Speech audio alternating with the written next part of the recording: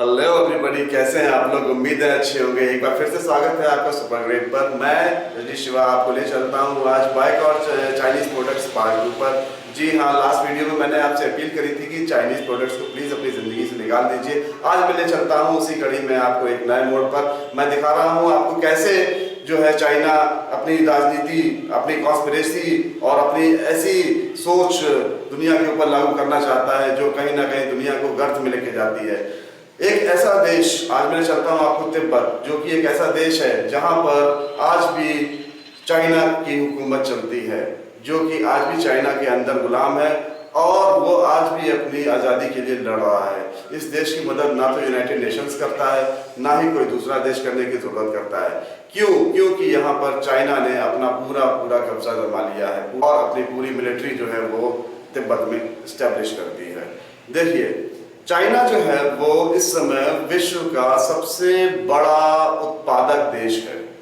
जी हाँ, चाइना में जितने प्रोडक्ट्स बनते हैं, बेसिकली इलेक्ट्रॉनिक प्रोडक्ट्स, उतने प्रोडक्ट्स शायद ही किसी देश में बनते हो। जब चाइना में प्रोडक्ट्स बनते हैं तो जाहिर सी बात है चाइना में ऊर्जा की खपत भी उतनी ही अधिक होगी। अब समझ लीजिए, चाइना में ऊर्जा की खपत जो है वो विश्व में सबसे अधिक है और चाइना 70% ऊर्जा लेता है कोयले से। जी, कितना पोल्यूशन होगा। अब चाइना ने क्या किया? चाइना ने ये काम करने के लिए कि वो विश्व में निगाह में ना आए कि वो सबसे ज्यादा पोल्यूटेड कंट्री हो रहा है, तो उसने अपनी कुछ चीजें तिब्बत में लगा दी। तिब्बत में चाइना ने 1950 में ही इन्वेट करना शुरू कर दिया था और तिब्बत चाइना के कब्जे में लगभग है और लगभग नहीं भी है, क्योंकि वहाँ के लोग जो हैं वो सांस्कृतिक हैं, वो अपनी जमीन से जुड़े हुए लोग हैं। वो आज भी ये चाहते हैं कि चाइना का हिस्सा वो ना बने, क्योंकि चाइना ने उनके बहुत सारे भौतिक चीजों को लेकर बायोलॉजिकल रिसोर्सेज को भी इफेक्ट किया है और वो उसके ऊपर ऐसी इन्फ्लुएंस बना रहे हैं ताकि उसकी सारी जो उसकी वास्तविकता है, तिब्बत की जो वास्तविक भौतिकता है, वो उसके कहीं ना कहीं खत्म हो जाए। क्योंकि जो स्थिति से, जिस स्थिति से तिब्बत गुजर रहा है, हो सकता है उस स्थिति से और बाकी छोटे छोटे देश भी गुजरने वाले हों। श्रीलंका ने अपने यहाँ पावर प्लांट्स डेवलप करने के लिए, अपने यहाँ ऐसी रोड्स बनाने के लिए, अपने यहाँ ट्रांसपोर्ट सिस्टम डेवलप करने के लिए चाइना से लोन लिया। उसके बाद चाइना का लोन को भर नहीं पाया। अपना हम्बनतोता बंदरगाह जो कि श्रीलंका का था, वो चाइना को 99 साल की लीज के लिए दे दिया और वहां पर चाइना ने अपना army base, naval army base बना दिया। समझ लीजिए, तो चाइना हर जगह दोहरी रणनीति अपनाता है। चाइना पहले लोन देता है ऊंचे दामों पर, वो जानता है कि आप उस लोन को अदा नहीं कर पाओगे, और उसके बाद वो क्या करता है, उन जगहों पे कब्जा करना शुरू कर देता है। क्या किया यहाँ पे देखिए, यहाँ पर तिब्बत में सोना, मैंने बोला तिब्बत में सोना है, तिब्बत में चांदी है। सन 2008 से इन्होंने दोहन स्टार्ट कर दिया बहुत ज़्यादा। 1950 में चाइना ने इन्वेट किया तिब्बत के ऊपर। उसके बाद 1953 में वहाँ से दलाई लामा चले गए और इंडिया आ गए। लगभग 31,80,000 लोग तिब्बत के निवासी हैं, जिसमें से लगभग 2.25 लाख लोग इंडिया में रहते हैं, लगभग 1.25 लाख लोग नेपाल में रहते हैं और 60 से 70 हज़ार लोग पाकिस्तान में रहते हैं। ये जनसंख्या का बिखराव इसलिए है क्योंकि तिब्बत में वो लोग रहना नहीं चाहते।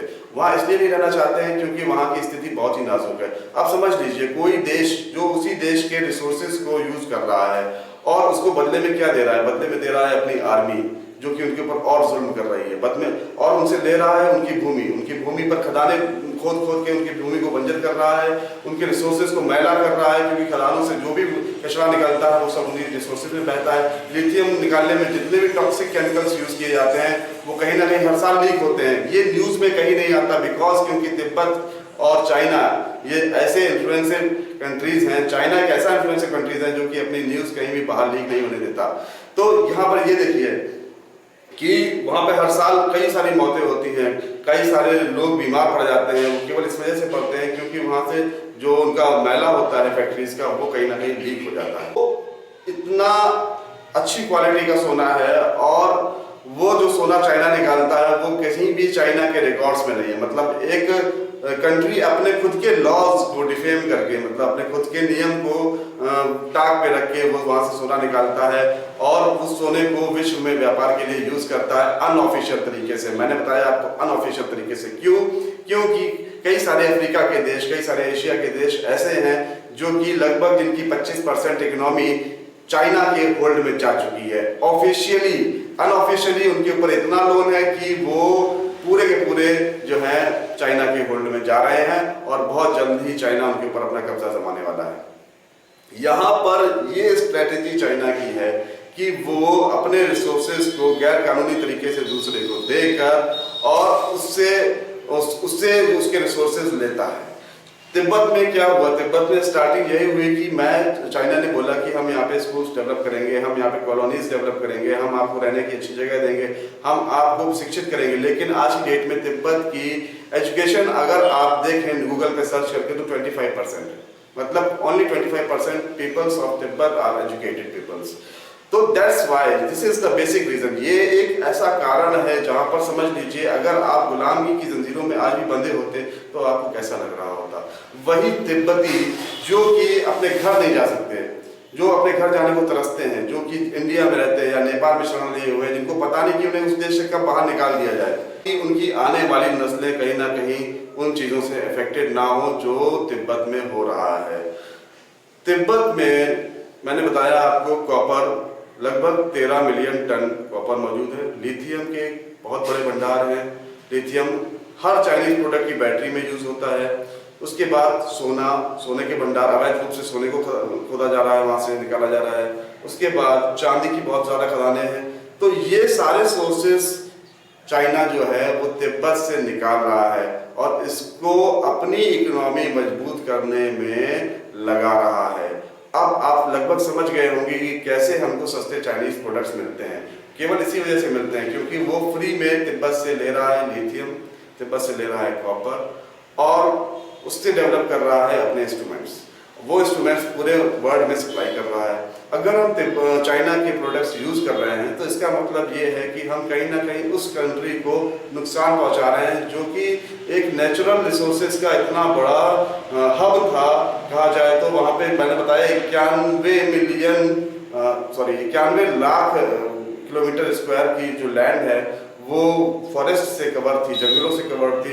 अब वहाँ पर बहुत ही बुरी स्थिति है, बहुत ही दयनीय स्थिति है क्योंकि हर जगह मशीन्स, हर जगह खदानें, हर जगह ऐसी चीज़ें जो कि नहीं होनी चाहिए थी वो वहाँ पर आ चुकी हैं और इसके लिए कहीं ना कहीं हम ही जिम्मेदार हैं। जिम्मेदारी बनती है हमारी, जिम्मेदारी बनती है आपकी कि हम और आप उस देश को उस गर्त से बाहर निकालें। जो अगर हम नहीं यूज करेंगे चाइना के प्रोडक्ट तो जाहिर सी बात है चाइना के ऊपर इम्पैक्ट पड़ेगा और वहां से वो चीजें निकालना उसका कम हो जाएगा। जब वहां से वो चीजें माइनिंग करना कम हो जाएगी तो ऑटोमेटिक वहां के जो लैंड रिसोर्सेज हैं वो जैसे हैं लगभग वैसे तो रहें। इसलिए मेरी आप सबसे गुजारिश है, हमेशा रहती है, फिर मैं आपसे बोलूँगा कि प्लीज़ चाइना के प्रोडक्ट्स को यूज़ करना कम कर दीजिए। ये सस्ता, हमें सस्ता दे रहे हैं लेकिन ये किसी की जान के साथ खिलवाड़ कर रहे हैं, किसी की संस्कृति के साथ खिलवाड़ कर रहे हैं, किसी के नेचुरल रिसोर्सेज के साथ खिलवाड़ कर रहे हैं जिससे कि वहाँ के लोग वहाँ रहने पे, वहाँ से हटने के लिए मजबूर हो रहे हैं।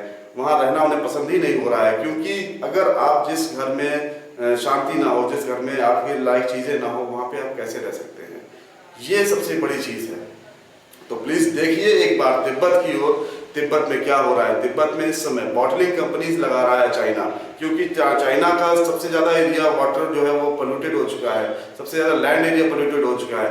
तो क्या कर रहा है कि चाइना की जो बॉटलिंग कंपनीज है, वाटर बॉटलिंग कंपनीज है, वो जा रही हैं तिब्बत में, वहाँ के हिमालयाज जो रेंज है वहाँ का शुद्ध पानी लेकर उसको कम पैसों में पैक करके चाइना में सप्लाई करने के लिए।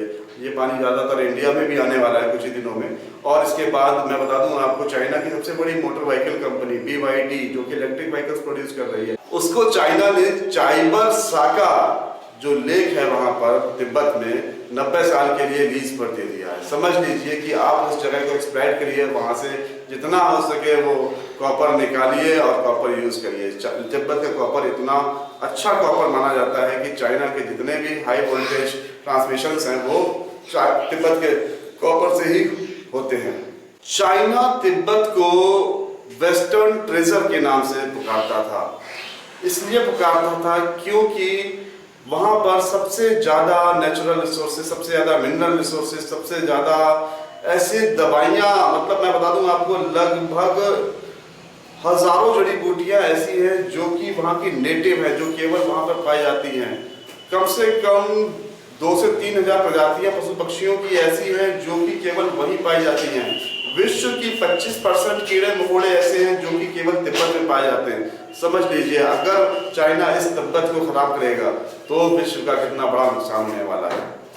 इसलिए प्लीज चाइनीज प्रोडक्ट्स को यूज करना कम करिए और अपनी लाइफ से चाइनीज प्रोडक्ट्स को बाहर करिए। ये मेरी आपसे request. Thank you for watching super great. मैं बताऊंगा नेक्स्ट लेक्चर में कैसे चाइना केवल तिब्बत ही नहीं, श्रीलंका ही नहीं, अफ्रीकन कंट्रीज और चाइना के बॉर्डर से जो लगे हुए किर्गिस्तान और जो भी कंट्रीज हैं उनको कैसे इफेक्ट कर रहा है, उनकी इकोनॉमी पर कैसे अपना होल्ड जमा रहा है।